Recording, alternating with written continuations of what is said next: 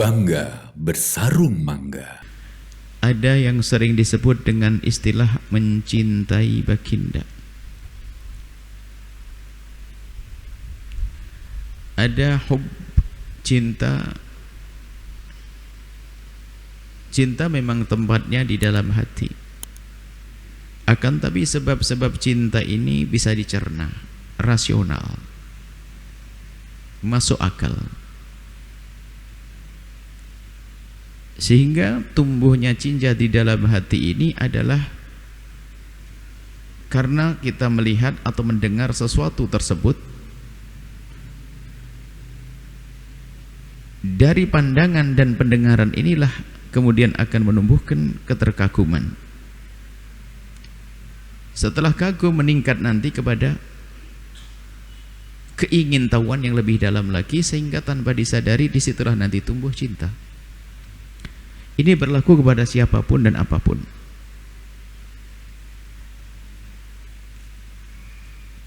Berlaku kepada siapapun dan apapun. Sehingga menumbuhkan cinta atau tumbuhnya cinta adalah karena kita pernah mendengarnya atau kita pernah melihatnya, yang semuanya itu akan dicerna oleh akal kita. Kalau ada orang berkata bahwa Anda punya anak perempuan yang sangat solehah,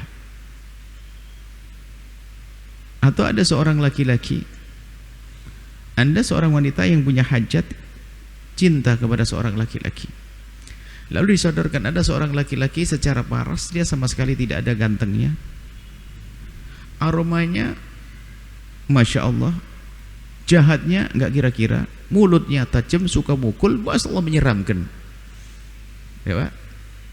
Gambaran yang seperti itu. Lalu kita kira kamu bisa mencintai atau tidak? Dia langsung menolak. Kenapa? Akalnya tidak bisa menerima itu. Karena cinta itu rasional, cinta itu masuk akal. Sehingga kalau cinta sudah tidak diberi dengan kesadaran akal, namanya cinta buta. Nah, akal ini mencerna, sehingga nggak mungkin kita itu, aku mencintai seseorang yang tidak tahu orangnya di mana, wujudnya kayak mana, ada atau tidak, nggak bisa. Bohong itu.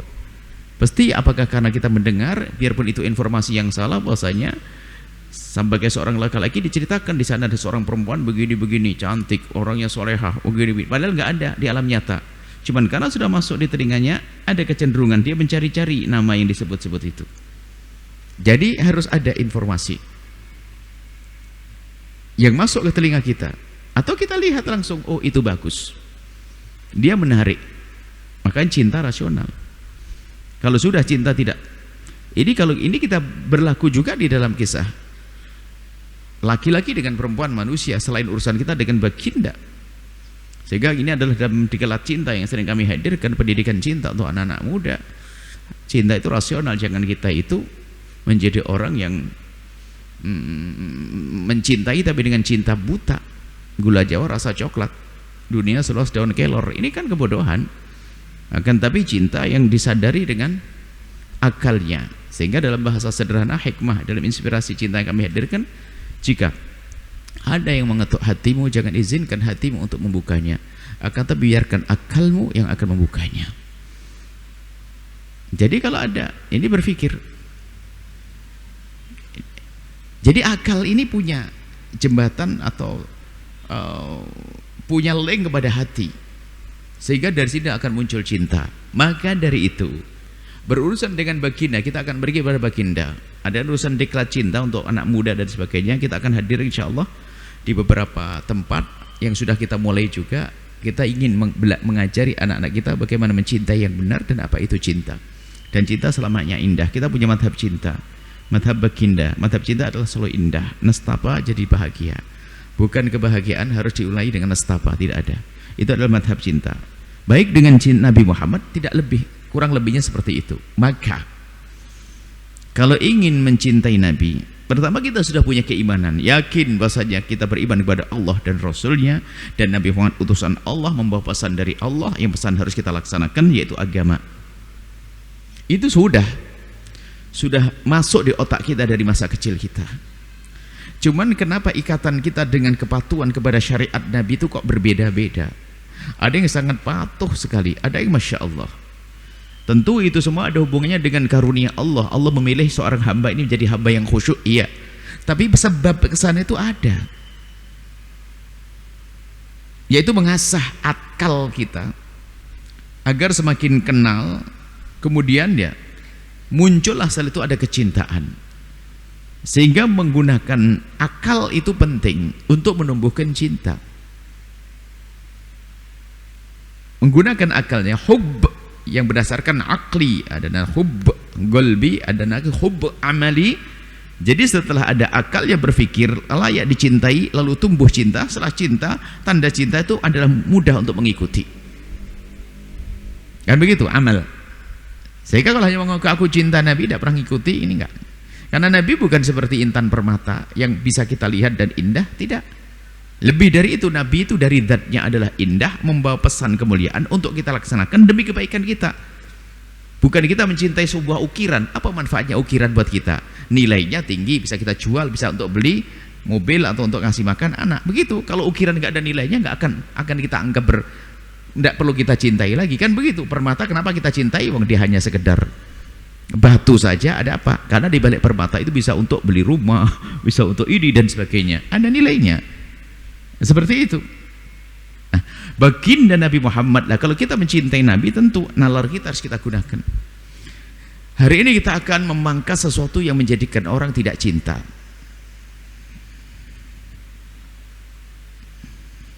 Ada orang memberikan hadiah cincin kepada Anda.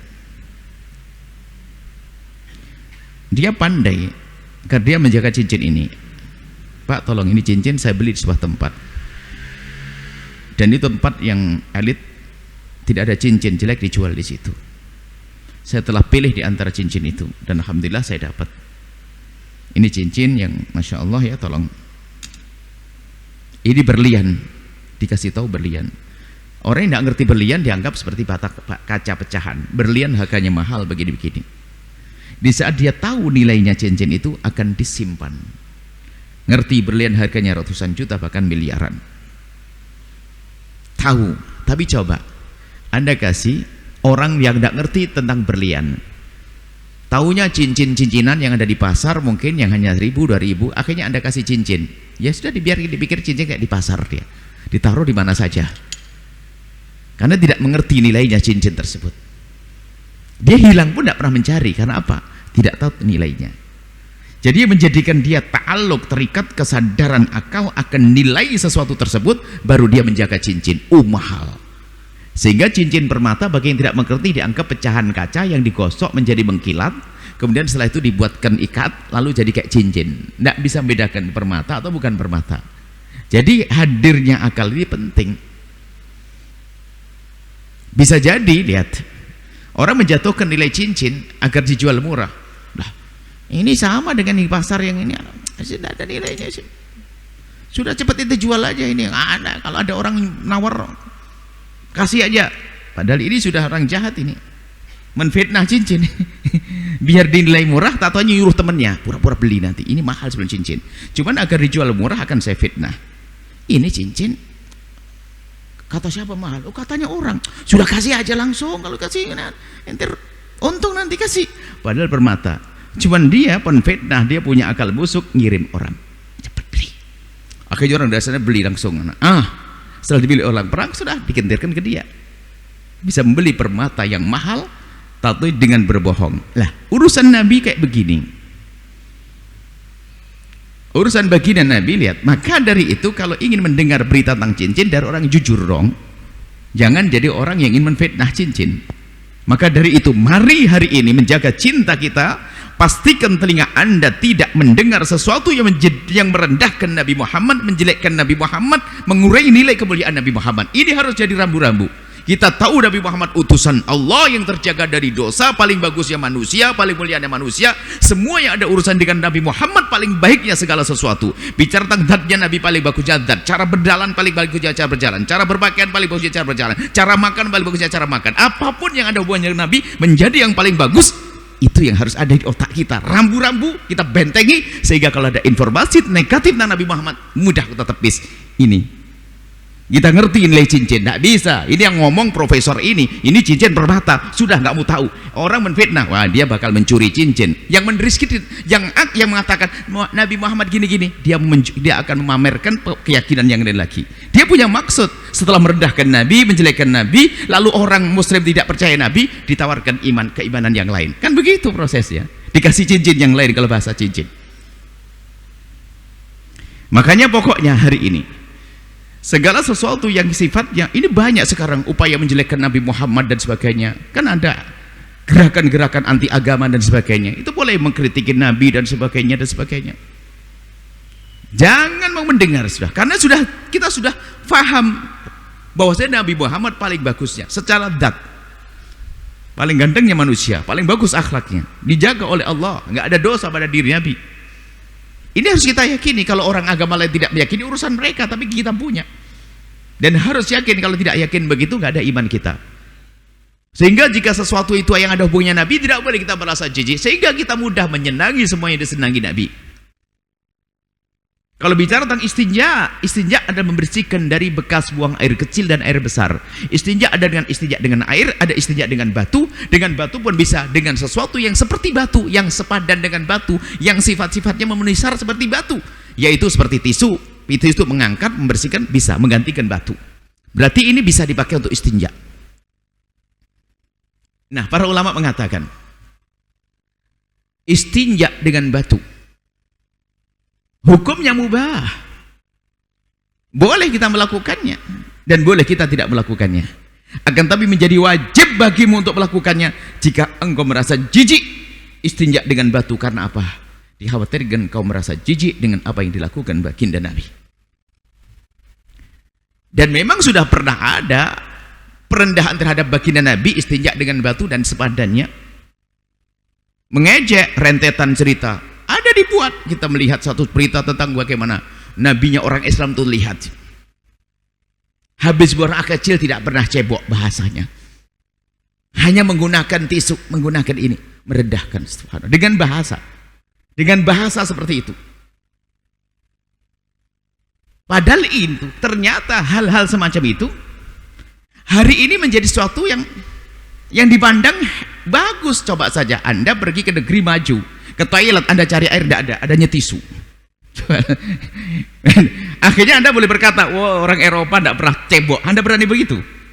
Berani? Ya, ini sekarang coba Anda sih toilet-toilet mewah itu nggak ada airnya, adanya tisu. Karena apa? Semua dari Nabi itu istimewa. Sampai ini adalah upaya-upaya untuk merendahkan Nabi. Akan tapi apa yang dilakukan Nabi suatu ketika akan menjadi tren yang lalu yang akan datang dan seterusnya. Hebat lagi jika Anda anak muda misalnya bisa menjadikan apa yang dari Nabi menjadi tren. Anda hebat. Ala Nabi, gaya Nabi. Seperti mungkin ada seorang mungkin pemain bola, pemain badminton, atlet, artis atau apa, lalu sekelompok anak muda mencoba memasarkan gaya hidup ini, lalu bisa booming, bisa tersebar. Ini mungkin sekali. Alangkah indahnya kalau anak muda hari ini punya tren. Kalau tidak ngikut gaya Nabi, ketinggalan zaman, coy. Kalau lo nggak ikut Nabi, ketinggalan zaman, bro. Wah, ya gitu. Kalau bisa buat tren begitu, mah dahsyat. Yang jelas sore ini, pagi ini kita membentengi bahwa segala informasi yang Anda dengar, jika ada aroma merendahkan Nabi, Anda jauhkan dari telinga Anda, khawatir masuk ke hati Anda, tiba-tiba punya prasangka buruk kepada baginda Nabi, alamat akan dicabut iman. Lihat, Nabi istimewa, Nabi dijaga oleh Allah. Ini saja. Jangan sampai ada orang memalsu, menjelekkan Nabi, ternyata dia ingin menjual dagangannya sendiri, ingin memberikan agama yang baru lagi, atau keyakinan yang baru lagi. Na'udzubillah. Dan memang upaya-upaya merendahkan Nabi sudah ada dulu. Dibuatkan film tentang macam-macam tentang baginda Nabi. Di situ tidak ada menunjukkan akhlak Nabi. Dibedah ada bermacam-macam cara. Yang opanya ada urusan dengan baginda Nabi. Maka kalau kita Menyadari bahwasanya di sana ada upaya untuk merendahkan Nabi, tujuannya merendahkan Nabi agar orang jauh dari Nabi. Kalau orang jauh Nabi kan jauh dari agama, kalau orang jauh dari agama sudah akan ditawarkan agama yang lain. Maka dengan begini kalau orang cerdas perlu faham bahwasanya kalau begitu kita perlu dong ada gerakan bagaimana mengenalkan orang kepada baginda Nabi. Makanya muncul gerakan para ulama tentang maulid Nabi SAW. Itu sebetulnya kalau orang cerdas ini adalah ide cemerlang. Di sana ada gerakan untuk merendahkan Nabi. Kita harus punya gerakan sebagai seorang Muslim bagaimana mengagungkan Nabi, syiar Nabi agar umat kenal Nabi Muhammad. Ini saja mungkin yang perlu kami hadirkan pada kesempatan ini. Pokoknya segala informasi sekarang berseliweran tentang penjelekan pada baginda dan seterusnya. Lihat, sekarang kan media bebas, orang bisa ngomong apa saja. Orang bisa ngomong saja kalau sudah ada hubungan dengan baginda Nabi yang merendahkan, ada aroma merendahkan, Anda harus jauhkan dari telinga Anda. Anda jauhkan dari mata Anda untuk Anda lihat, jauhkan. Karena apa? Itu akan merusak hati Anda. Dia akan memalsui, dia akan berbohong. Dia akan menjadikan kita kurang cinta kepada Nabi, ujung-ujungnya meninggalkan baginda Nabi. Na'udzubillah min dzalik.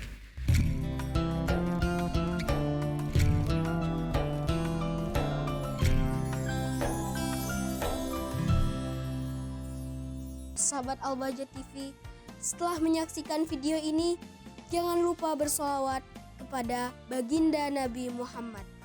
Shollu ala Nabi Muhammad. Allahumma sholli alaihi wa ala alihi wa sahbihi.